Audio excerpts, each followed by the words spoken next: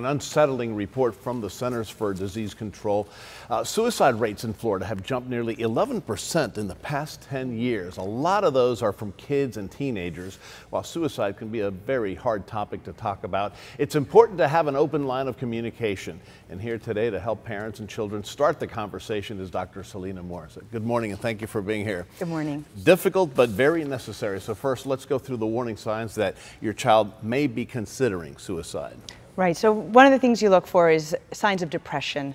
So if your child has changed any behavioral patterns, social isolation, tearfulness, difficulty sleeping or too much sleep, and we have to really be on the lookout because the numbers show that 1 in 6 adolescents think about suicide.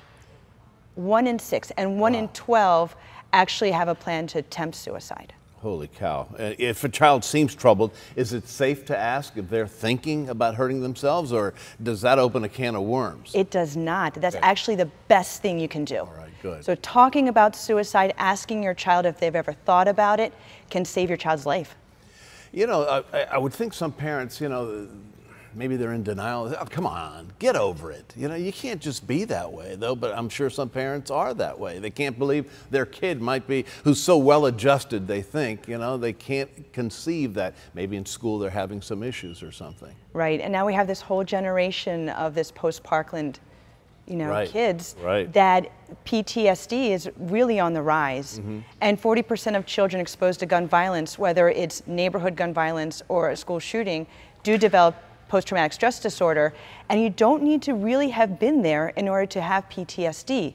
Just that recurrent intrusive thinking about it also can be PTSD. That's good to know. So what are some ways that a parent can bring up the topic in a conversation? You can go directly and say, hey, I see that you're, you know, sad or crying or, you know, not doing the things you used to do. Are you thinking about ending your life? Or it can be a little bit more indirect and say, do any of your friends ever talk about dying or death? And what would you do as a friend? And that might actually open the door for the child to say, you know, mom, dad, doc, teacher, you know, I'm really sad too, and I'm thinking about it. All right, so that's the best way, maybe just be direct about it. Talk about it. Talk about some of the resources that are available for parents and kids. Well, immediate resources. There's a difference between thinking about suicide and actually having a plan. If someone hears of a plan, whether it's your friend, your child, your patient, anybody, as soon as there is a plan involved, that child needs immediate help. So, you know, go to the emergency room. You can call the Suicide National Hotline, which is 1-800-273-TALK. That is 24 hours a day as well.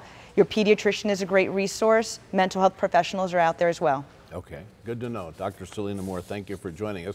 We've got a full screen I want to show you here. Remember, if you or someone you know is struggling with suicidal thoughts, you are not alone.